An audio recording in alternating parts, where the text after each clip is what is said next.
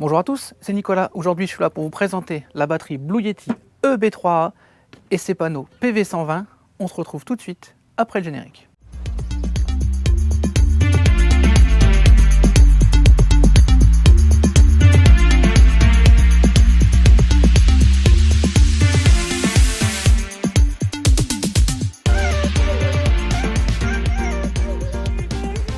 Alors il y a quelques temps, j'avais testé la Blue Yeti EB70, je vous invite à aller voir en description ici, qui était une batterie nomade super efficace avec des panneaux 200 watts.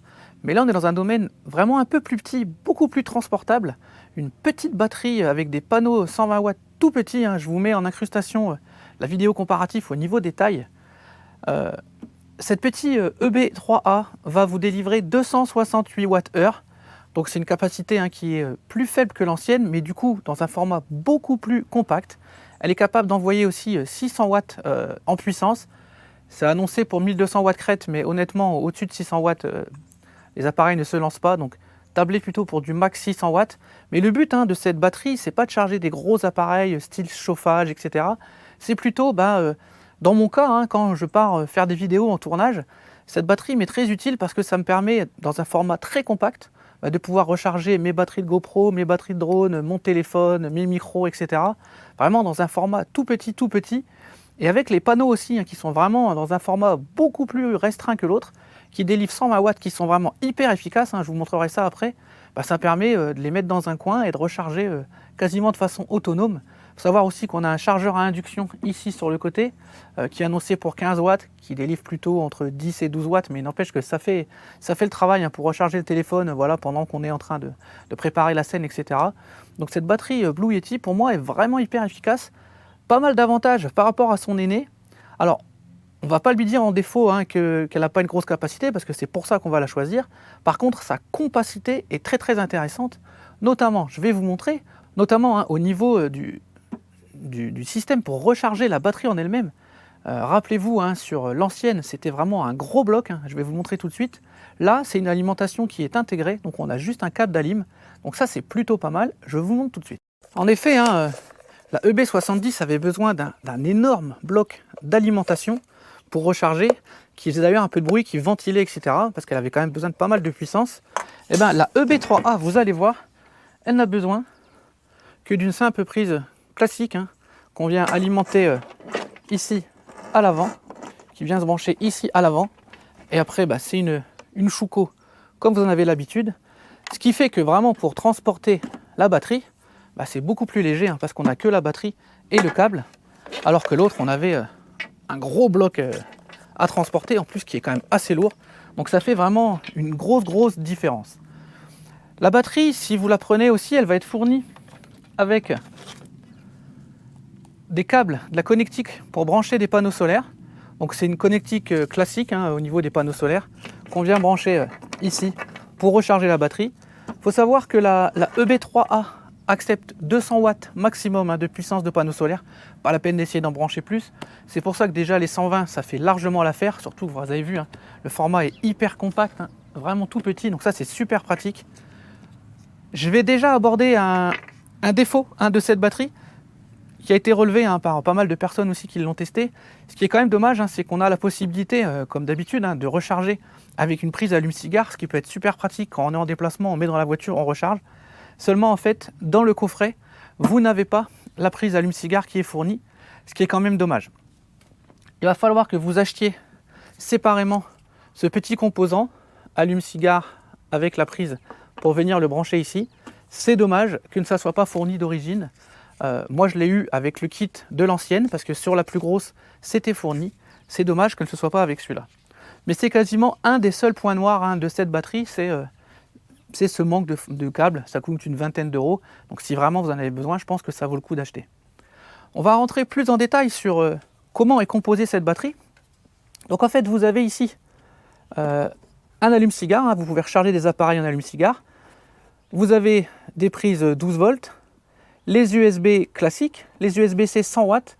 Très pratique pour moi qui recharge mon MacBook Pro en 100 watts, ça c'est top. Vous avez une Schuko qui est capable de délivrer, on le voit ici, 600 watts max de puissance. Comme je vous ai dit, n'essayez pas d'aller plus haut. De toute façon, la batterie va se mettre en sécurité, ça ne fonctionnera pas. Vous avez ici une lampe avec, donc là j'ai allumé l'écran, on y reviendra après. Vous avez la lumière avec un mode classique, un mode plus fort et le mode SOS. Alors, ça servira surtout si vous avez un petit dépannage à faire, mais bon, c'est un petit peu gadget. N'empêche que ça peut sauver la mise en cas de panne sur le bord de la route, etc. Ça peut être pas mal. Revenons-en à l'écran qui a quand même évolué par rapport à l'ancienne version. Je ne sais pas si vous vous rappelez, ici nous avions juste des barres qui indiquaient la puissance. Donc en fait c'était divisé en 5 barres de 20%. Là on a un vrai pourcentage de puissance. On sait qu'on est à 100% de puissance. On sait que là par exemple, j'ai 30 heures d'autonomie, mais forcément j'ai rien branché dessus. On va aller chercher des appareils après pour vous montrer. Mais n'empêche que c'est beaucoup plus clair. On a ce qui rentre dans la batterie et ce qui sort de la batterie. Et l'écran est plus lisible que l'ancien, je trouve.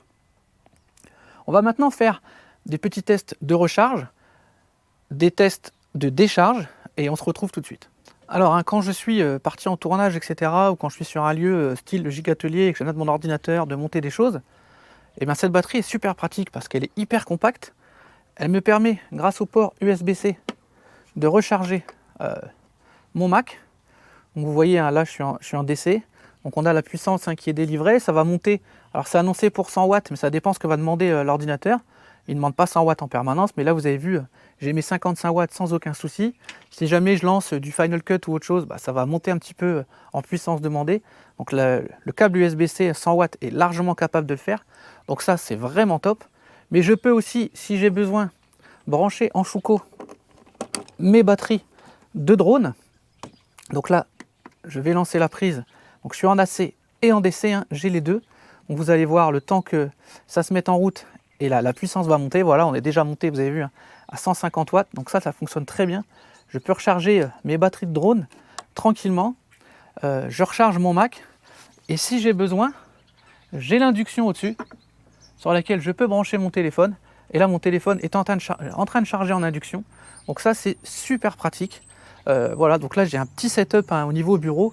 Il me resterait éventuellement des USB classiques pour recharger les batteries de la GoPro. Donc ça, c'est vraiment super efficace. C'est super sympa. Et vous voyez, dans la config actuelle, en rechargeant le Mac, les batteries et le téléphone, j'ai environ 1h30, 1,6 heures devant moi pour recharger, etc. Donc c'est largement suffisant pour que ça fonctionne.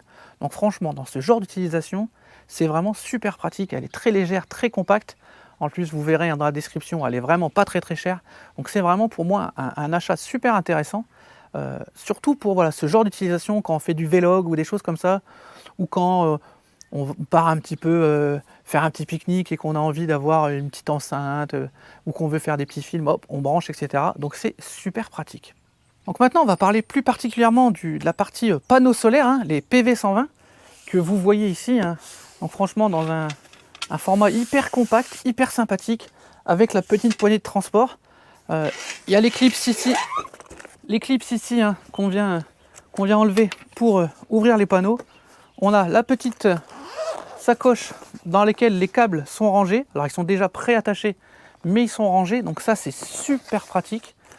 Et ensuite, donc, on va vous montrer comment on les déplie dans le jardin. Vous avez un système de pieds ici qui est vraiment très bien fait chez Blue Yeti, avec les différentes hauteurs en fonction des saisons pour pouvoir régler l'inclinaison. Donc là, on va être en automne, on va être sur la deuxième inclinaison, donc c'est hyper facile. Vous clipsez, hop, et le panneau vient se poser comme cela. Vous verrez, c'est hyper simple d'installation. On déplie, on replie. Donc on va mettre ça dans le jardin, on va les brancher à la batterie et on va voir tout de suite ce qu'ils donnent. Sachant qu'aujourd'hui, le soleil n'est pas hyper présent, mais vous allez voir tout de suite que le rendement de ces panneaux est plutôt très bon. Donc en fait, le panneau est vraiment bien fait. Vous avez juste à le déplier, tout simplement.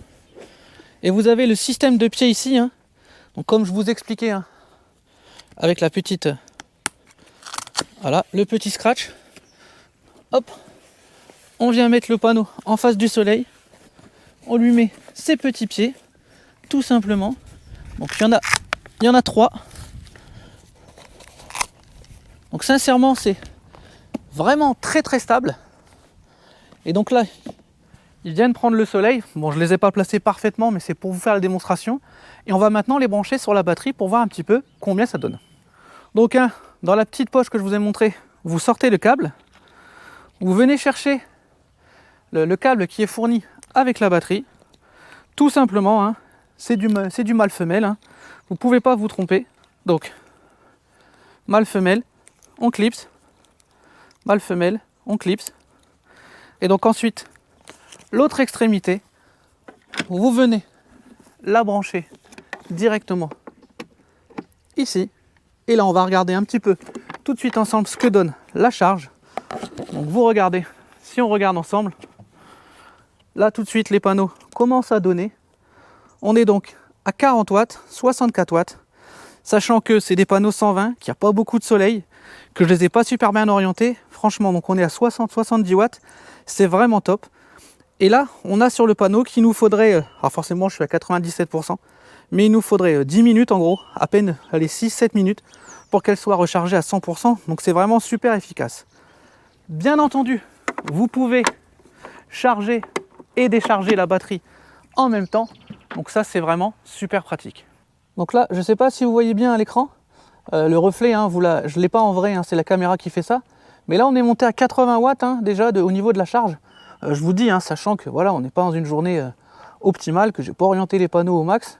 Donc ça pour vous dire qu'ils ont vraiment un super rendement, ils sont vraiment super efficaces. En plus, voilà, hein, ils sont vraiment compacts, super sympa. Franchement, ça prend pas du tout de place, c'est tout petit. Le système de rangement est très facile à utiliser. Donc franchement, les panneaux sont vraiment... Enfin moi, j'ai vraiment rien à dire sur les panneaux. Ça se range dans un sous-coffre hyper pratique, notamment dans la Tesla, ça rentre sans souci hein, dans la voiture. C'est vraiment super pratique. Donc le câble, hein, on vient brancher. Et là, voilà, on a la batterie qui se recharge toute seule. Donc ça, c'est vraiment, vraiment top. Un autre gros point fort hein, de cette batterie par rapport à la précédente, c'est qu'elle est Bluetooth et qu'on peut lui adjoindre une application afin de tout gérer, tout contrôler, tout surveiller. Et ça, c'est super pratique. Hein. Donc ça se passe sur le Google Play et sur l'App Store. Vous téléchargez donc l'application Blue Yeti. Donc je vous mets en incrustation hein, comment ça se passe. Et ensuite, à partir de là, vous allez pouvoir donc ajouter votre batterie et gérer tout au niveau, voir un peu comment elle est chargée, comment elle se décharge. Et vous avez même quelques modes hein, qui sont disponibles sur l'application que vous n'avez pas directement. Donc on ouvre l'application Blue Yeti. Donc on voit dans l'application qu'on a un appareil qui est à côté. On le connecte. Et là, on voit tout de suite hein, que la batterie est à 98%, que les panneaux solaires lui envoient 83 watts, qu'elle tire 100 watts, je suis en train de recharger les batteries de drone, qu'on a activé le DC, le AC. Donc on pourrait, si on voulait, on peut couper, si on veut, on peut couper. Donc on peut désactiver la sortie. Donc là, forcément, je ne peux plus recharger en DC. Je peux couper l'AC. Donc là, forcément, je ne pourrai plus recharger en AC. Vous avez vu, hein, ça a coupé directement la recharge de mes drones. Je peux le redémarrer ici. Alors, fonction intéressante, apparemment, ils nous disent qu'on pourrait éventuellement rejeter sur le réseau. Je pense que c'est dans les futurs projets Blue Yeti. Pour l'instant, hein, avec ce type de batterie, c'est pas possible de le faire, mais vous avez vu qu'ils ont prévu une réinjection possible. Donc ça, c'est quand même assez intéressant. Donc rien que dans le menu principal, hein, déjà, on peut gérer pas mal de choses. Petit bémol, c'est dommage qu'on ne voit pas le temps qu'il reste de charge. Ça, c'est dommage. Mais bon, on a quand même déjà pas mal d'informations. Et dans les réglages, on peut changer pas mal de choses. On peut changer le mode de charge. On a un mode standard, donc c'est le mode classique. On a un mode silencieux, où au niveau de la recharge sur secteur, ça va aller moins vite. Ça va tirer moins, ça va moins abîmer la batterie, mais du coup, ça va faire moins de bruit. Et on a un mode turbo si vraiment on est pressé. Et là, on va charger beaucoup plus vite la batterie. Donc, si vous ne voulez pas trop abîmer votre batterie, je ne vous conseille pas de le faire. Bon, c'est donné pour 3 à 4 000 cycles, donc on a largement le temps, mais quand même, il vaut mieux faire attention. On peut allumer ou éteindre aussi la lumière directement à partir de l'application. On a un mode éco qui va permettre que la batterie se coupe. S'il n'y a pas grand-chose qui tire dessus, elle va se couper toute seule et vous choisissez au bout de combien de temps vous voulez qu'elle s'arrête. Donc l'application, pour moi, c'est un vrai plus, surtout au niveau de ce panneau de contrôle. Hein, vous savez, vous commencez à le voir avec la chaîne. Avec mes installations, j'ai pas mal de petites applications pour gérer, j'aime bien ça. On se prend vite au jeu de voir combien je suis en train de charger, combien je vide. Donc c'est super intéressant. Vous voyez là, à l'instant T, par exemple, je tire 100 watts pour recharger mes drones. Mais comme j'ingère 83 watts dans la batterie, franchement, là, je pourrais charger quasiment toute la journée sans aucun souci. Donc ça, c'est vraiment, vraiment super. En conclusion, hein, quoi dire de cette batterie la EB3A, franchement, super pratique, super compacte, vraiment légère. une capacité assez réduite, mais on le sait au départ, c'est pour ça qu'on l'achète. C'est pas fait pour recharger des gros appareils, c'est pas fait pour utiliser des appareils très énergivores. Moi, dans mon utilisation, c'est vraiment super pratique. Ça prend pas de place dans le coffre. Les panneaux, si on veut les prendre, ils sont tout petits. Je vous remets en incrustation le comparatif des deux batteries avec l'ancienne. Il y a un vrai delta de taille, notamment au niveau de cette fameuse alimentation qui n'existe pas sur la petite batterie. Ça, c'est vraiment un gros point fort. Donc vraiment, bon, je dis encore merci à Blue Yeti de m'avoir envoyé cette batterie pour le test. Vous pouvez aller voir en description, il y a tous les liens pour commander la batterie. Chez Blue Yeti, il y a très souvent des promotions, donc au moment où vous verrez cette vidéo, il y aura peut-être des promotions différentes, donc allez voir ça souvent. Donc franchement, un super produit. Donc je vous invite vraiment à le tester. Vérifiez avant vos besoins, savoir si vous préférez cette batterie-là ou une plus grosse ou encore d'autres dans la gamme Blue Yeti. Il y a vraiment beaucoup de choses. Mais dans tous les cas, moi, pour ce type d'utilisation, elle me convient vraiment parfaitement. Les plus grosses seront quand je fais le jardinage, etc., pour des gros appareils. Mais celle-là, pour le vlogging, etc., c'est vraiment super pratique. Donc je vous dis à tous un grand merci de m'avoir suivi et on se dit à très bientôt pour d'autres vidéos et d'autres tutos aussi sur la chaîne Nikola Tesla. Bye bye.